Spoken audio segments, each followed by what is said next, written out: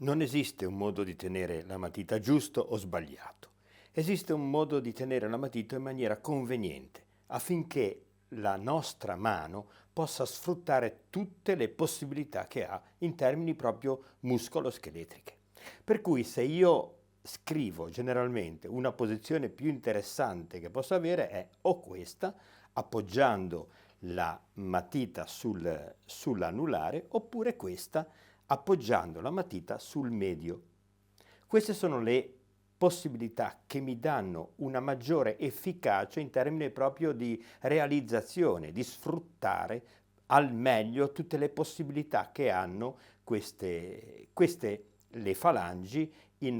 proprio nella loro particolarità di essere in movimento, di poter creare una sorta di dinamicità che mi consente di fare più segni in modo diverso e più creativo, ovviamente. Naturalmente tutti possono tenere la matita come desiderano e come meglio gli può servire, gli può venire in aiuto per fare qualsiasi tipo di disegno. Altra cosa è parlare di impugnatura quando noi ci riferiamo al pennello. Il pennello è un oggetto particolare perché ovviamente non è come la penna o la matita che hanno una punta poco meno diversa. D'accordo, ci sono delle mine che hanno anche spessori più grandi, però il pennello invece proprio ha grandi spessori e soprattutto ha grandi possibilità e diversità di essere usato. Quindi noi vediamo e abbiamo una contezza di questo nei autoritratti che ci sono pervenuti nel corso della storia dell'arte e che sono pervenuti a noi in forma di disegno o di dipinto, come loro impugnavano il pennello. E poi noi abbiamo dei documenti visivi e dei documenti fotografici dei pittori che sono vissuti dopo l'invenzione della fotografia e ovviamente della pellicola, in cui può essere restituita a noi il loro modo di impugnare, il loro modo di dipingere, e quindi noi andiamo proprio a vedere analizzare questo modo di dipingere e vediamo che la differenza sostanziale non sta nel fatto dell'impugnatura, che può essere variamente o così o tenuta raramente sull'anulare, oppure tenuta tra il pollice e l'indice e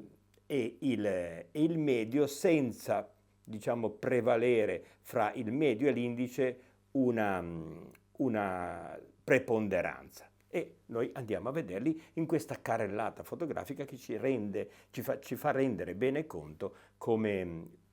si è evoluta e come non si è evoluta di fatto la tenuta di questo oggetto. Vediamo per esempio in questo autoritratto di Sofonisba Anguissola come lei tiene il pennello. Vedete la distanza proprio relativa alla punta del pennello, che è una distanza media, quasi media e vicino al pennello, non distantissimo, perché lei opera soprattutto, e questo bisogna dirlo che è una discriminante molto importante e fondamentale, opera in pittura verticale. Naturalmente se noi operiamo in pittura verticale, il fatto di tenere il pennello in questo modo e quindi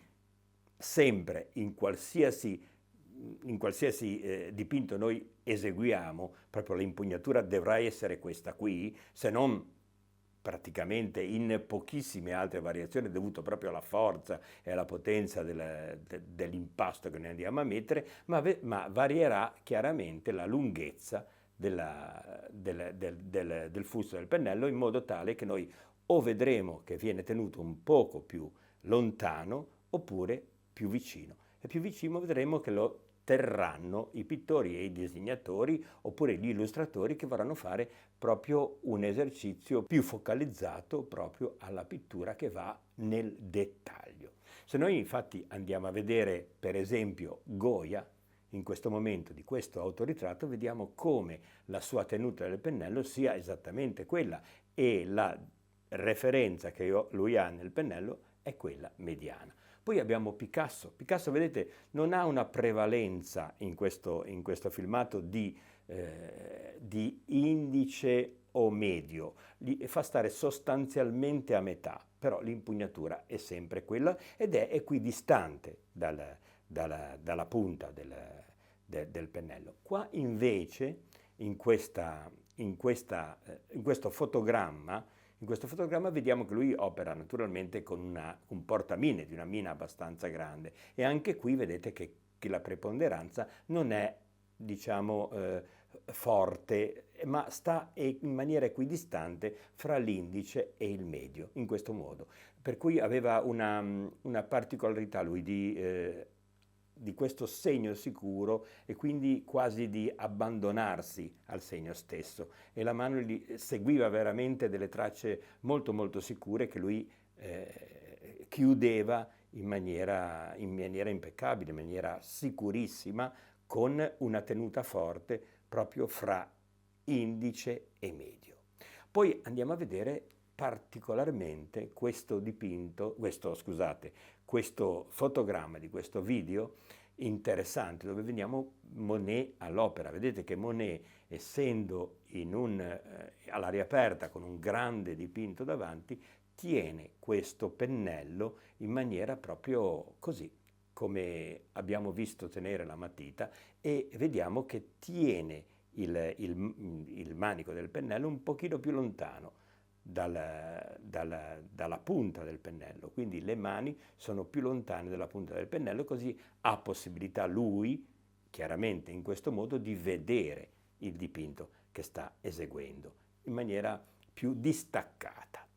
Invece in questo esempio, altrettanto di De Chirico, non è più in piedi ma è al cavalletto, e anche lui tende a tenere il manico lontano, cioè la mano lontana dalla punta del pennello, in modo tale proprio da avere una risultanza di ciò che sta facendo. Qui ovviamente, a differenza di Monet, sta facendo una campitura. Noterete sempre che questi pennelli sono sempre dei pennelli di punta e di setole molto molto robuste, quindi che consentono una forza e uno sforzo che possono resistere a uno sforzo e a una pressione interessante, una pressione severa chiaramente, che può essere solo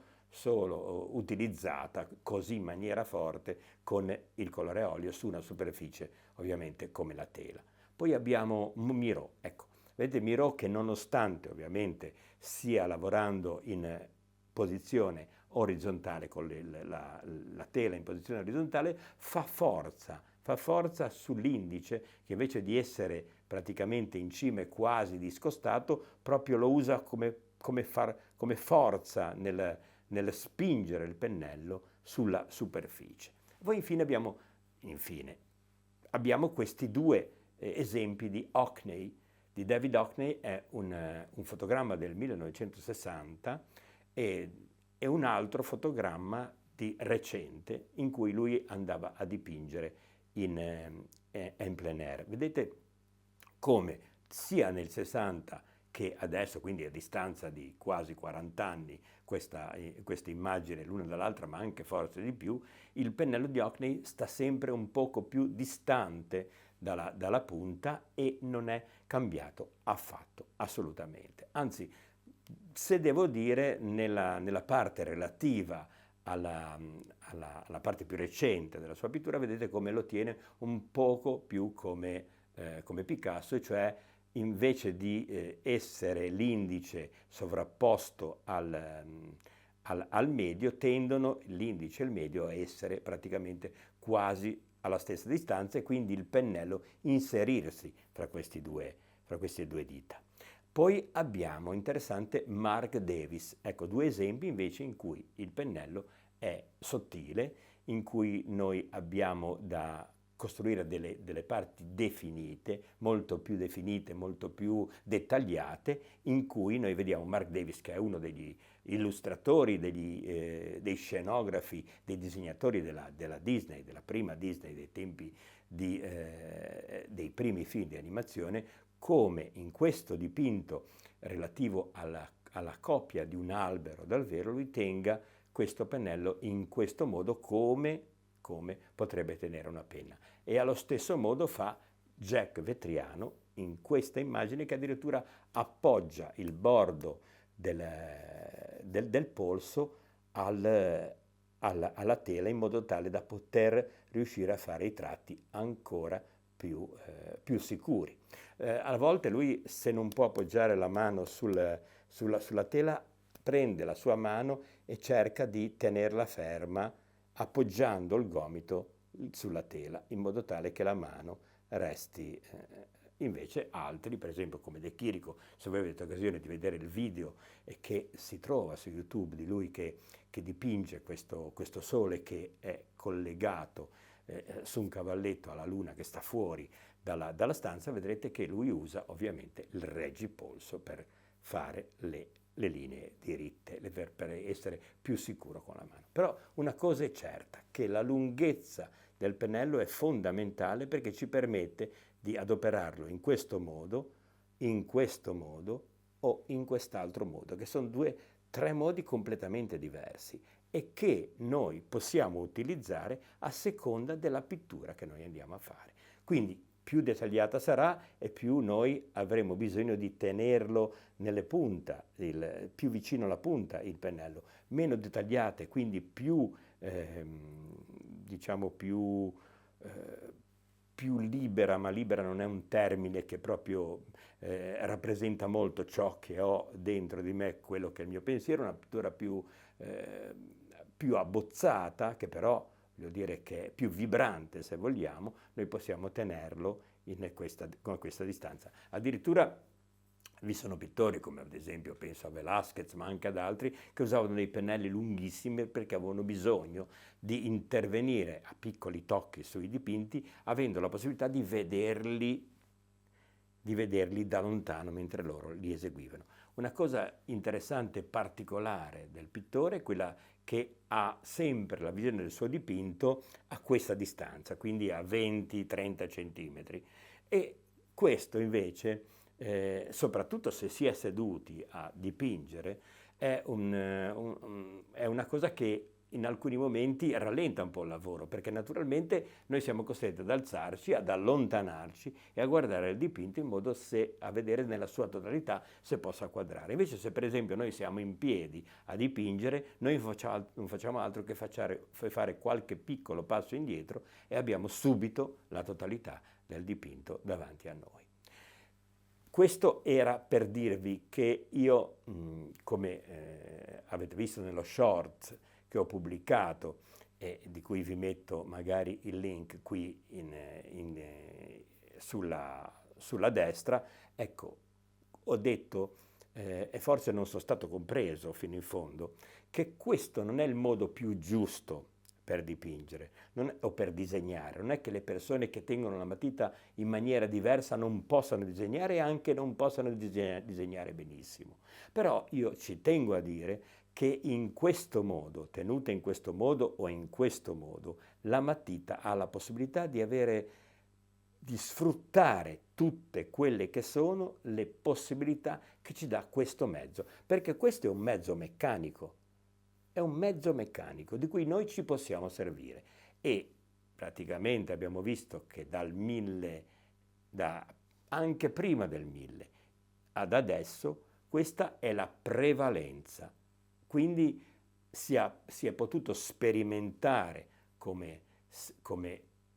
poteva essere meglio eseguito un disegno portando la matita ad appoggiarsi sulla mano in questo modo, e come questo è il risultato più efficace proprio per la possibilità che ha di modulare la mano, lo scorrere della matita sul foglio. Comunque per andare proprio alla fonte di questa necessità e a vedere come sia possibile che noi siamo arrivati a questo, noi dobbiamo prendere solo un piccolo gesso, magari di 1,5 centimetri,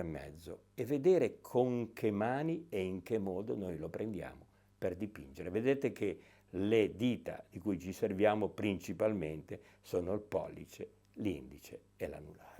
Comunque, detto questo, spero di aver risposto in maniera interessante e formativa a coloro che mi hanno posto questa domanda su come si debba tenere il pennello, senza contare naturalmente che si può tenere il pennello altrimenti da così e così. Vi sono delle possibilità che noi abbiamo come la matita di tenere il pennello in questo modo, ma questa è un'altra cosa, la differenza fra questi due modi è un'altra e la possiamo vedere anche in un altro video, anche se qui l'accenniamo. E infatti tenerla così o tenerle il pennello in questo modo sono altri due modi di dipingere. Vedete come io ho la mano posta in questo modo qui.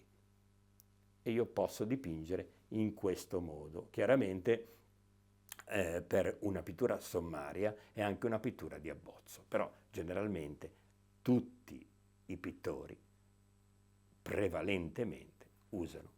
questo modo di dipingere che io ovviamente vi consiglio. E fate anche una prova, fatele per la prova sul vostro dipinto come è dipingere tenendo il pennello in questo modo e com'è dipingere quando noi man mano lo avviciniamo alla punta. E dovete scoprire voi stessi qual è il vostro modo migliore, perché come dico sempre è l'esperienza che conta. Vi auguro una buona settimana a tutte e a tutti voi. A presto.